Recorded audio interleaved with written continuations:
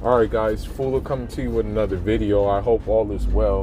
In this video, I want to segue into something that was pretty much on my mind. And it just like brought everything together in which I was which I was already thinking. So I watched a little mini documentary about the death of Samora Machel.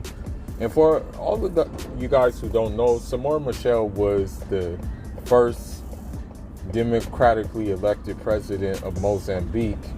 He fought in the liberation for his country against the Portuguese. He was a nurse actually by trade, but then decided to go and learn the guerrilla warfare. He was a radical. He fit the mold of the Thomas Sankaras, the Malcolm X's, the Amilcar Cabrals, the Maurice Bishops, the Errol Barrows. He fit that mold. The Sheikh Anta Jokes, right?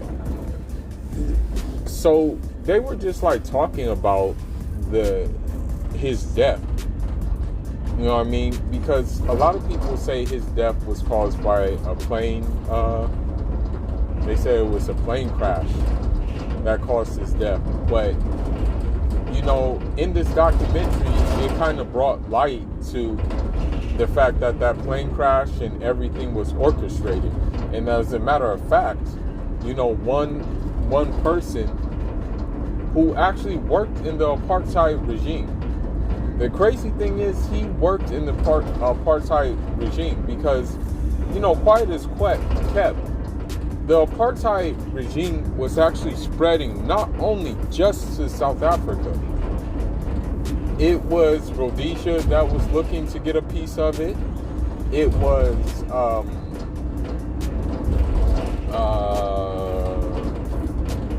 Namibia. And also, because of that situation, it was looking to spread to Angola too. So, geographically, that area was important to many parties. It was especially important to the orders of the day, and those orders of the day being the people who oppose sovereignty, a country's sovereignty. So they hint at a lot of things about, Samora Machel's death, but the mystery still remains, who killed him and what have you. And I bring this home to you guys because the simple fact is with all of our radicals, okay? We don't know who orchestrated their deaths. It's always surrounded in mystery. Well, put it this way, we know who orchestrated their deaths, but they will never tell us who orchestrated their deaths.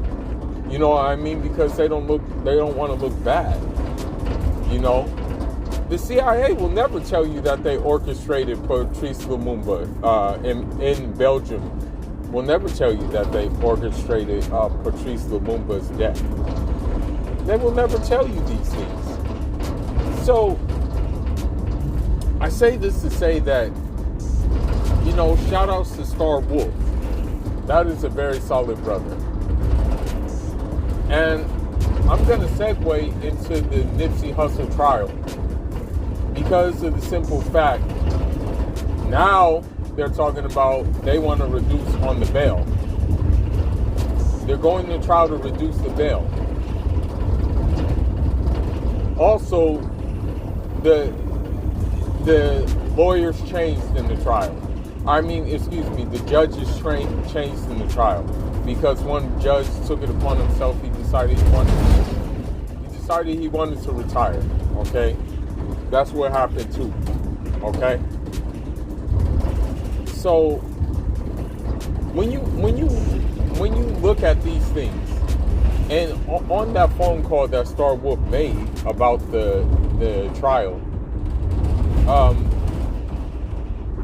They actually said that the trial could be postponed for months and months. You know, and don't think this is not done by intention. It is done by intention. They are just simply plowing the way to clear the way for things to go their way. Okay, that's all that is happening. You have to understand that.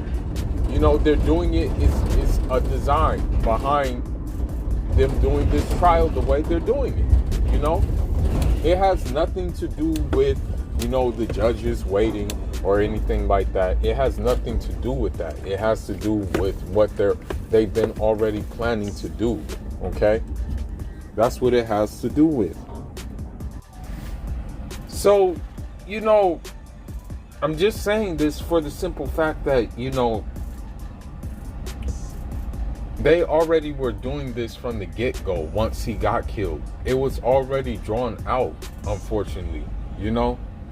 And that's the same thing with all of our radicals that pose a threat. It was already mapped out to do what they're doing. Okay? So you look at Malcolm. We still don't know who killed Malcolm. We still don't know. Okay, but we already know who orchestrated it. We already know that, like, the CIA, FBI, they orchestrated the murder. Okay? In cahoots with Nation of Islam. When you look at the Thomas Sankara murder, I read a book actually, and it was talking about, like, it's called A Certain Amount of Madness by about Thomas Sankara. But the difference is about that book is that it wasn't written by Thomas Sankara, or it wasn't Thomas Sankara's speeches. What it was basically, you know, people like searching analysts that were going over, you know, the whole spill of Thomas Sankara. But in that book, they even said the CIA set that up. They said it. They said the CIA handled that job, okay? With Blaise Compaoré as the accessory. It was the same thing with Grenada. Grenada, what happened with that was Bernard Cord.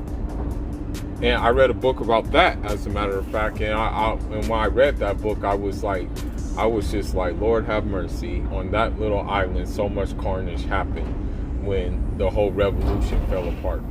On that little island, I was like, damn, this is sad.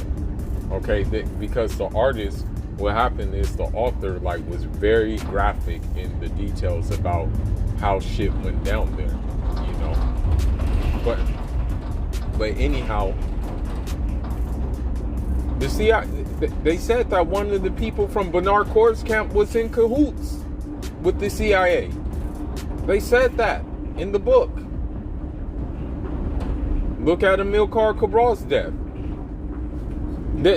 What they like to do, this is what they like to do, but hey, they're not doing it on me. Okay, I'm sorry, but you're not gonna pull the wool over my eyes.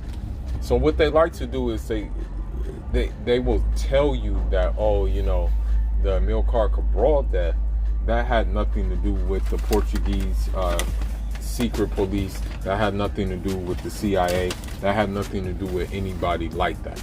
That's what they tell you, okay? This is what they're telling you. But it couldn't be farther from the truth. The CIA had something to do with it, okay? And the reason why the CIA had something to do with it is because there was a lot at stake, okay? That's the thing. The thing that was at stake was the fact that the United States was using Portugal. I think they built like an air base or a military base there. So that's why they had to keep Portugal happy, you know, because they didn't want to lose that place. It was strategic for them. So of course they had something to do with Amilcar Cabral's demise. You look at, you know, I said it already, Patrice Lumumba. You look at Gaddafi. You know, of course the CIA set that up. Hillary set it up. Barack Obama set it up. They all set that up. It was meant to happen. And the objective was to leave the country in shambles because, you know, Libya was a country that was, I mean, honestly, the living standards of Libya were actually higher than they were in some European countries. Well, I'm going to be honest with you, even out here, you don't see that many Libyan expats. You know, there's not that many Libyan expats that are out here this way. I've maybe met like maybe a handful, but I haven't met that many. You know, I'm going to be honest with you, there's not that many of them, you know. But I go back to the Nipsey Hussle trial because the same thing is following.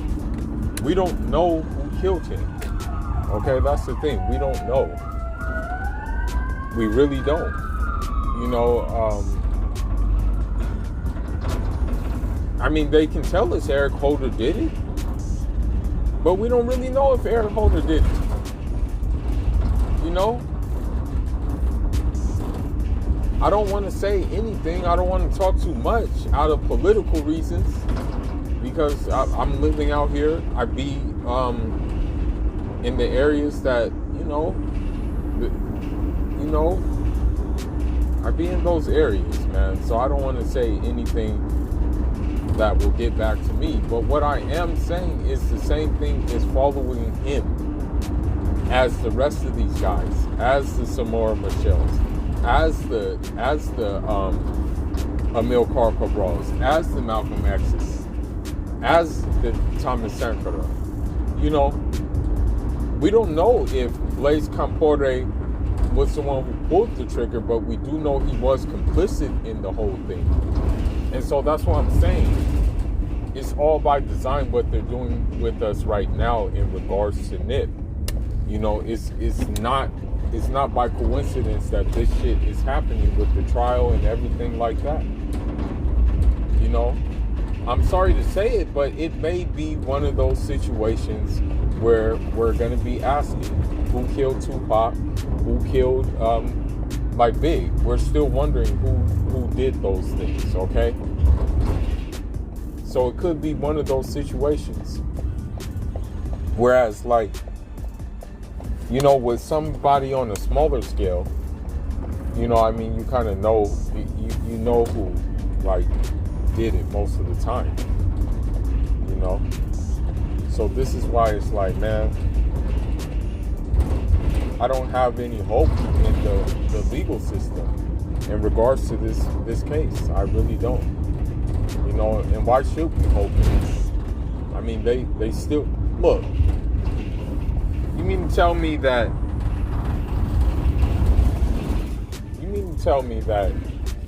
if needed be, you can find Bin Laden or whatever the case may be, but you can't find the killer of, you know, a high-profile entertainer / entrepreneur / radical. You know, and it just goes on and on. You know, and I'm just gonna add one more thing. The reason why the reason why, you know, the people like the Polites and the Nature Boys and the other of these Hotep people, the reason why they're still alive is because their threat has to do with just like self-destruction. You know, their threat has to do with within the black community, self-destruction. You know, perpetuating things that, you know, we try to get over, you know, things that we try to like end and shit like that, but they're just perpetuating them over again. So the status quo is of course happy at that, you know. But when you're dealing with the Malcolms, when you're dealing with those people, you know, they're not going to be happy with that because they're against the status quo. The Hoteps that I just named, really, you know what I mean, like the ones that I've talked about, if the response of like black people was like, one of construction, one of progression, one of like, realizing that, they're the masters of their own fate. Then, then you would see like the CIA and the FBI and stuff like that after them. But because they don't do that, the powers that be are like, these guys are like kind of small fry.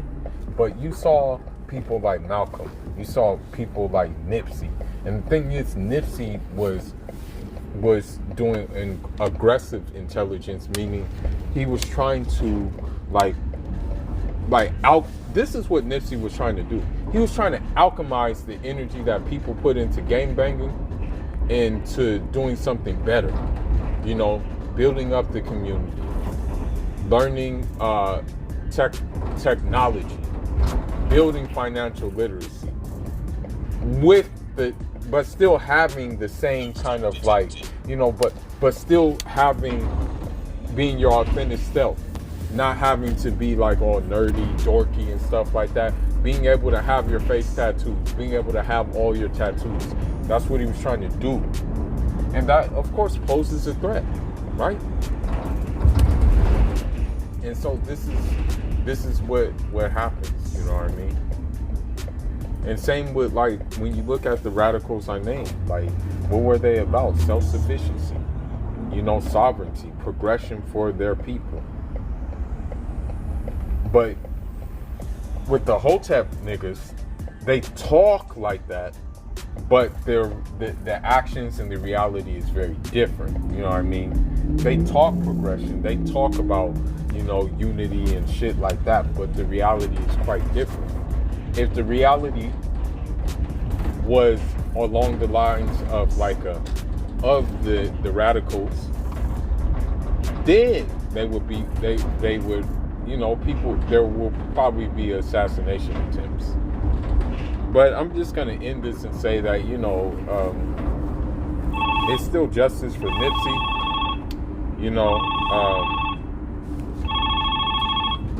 Hopefully we do get justice. You know what I mean? I'm not counting on it though. I really am not counting on it. And the reason why I'm not counting on it is for the simple fact that, we know how they are. We know how they play. Well, anyhow, man, Foolish signing out. Leave your thoughts, leave your comments. Let me know what you think. Enjoy.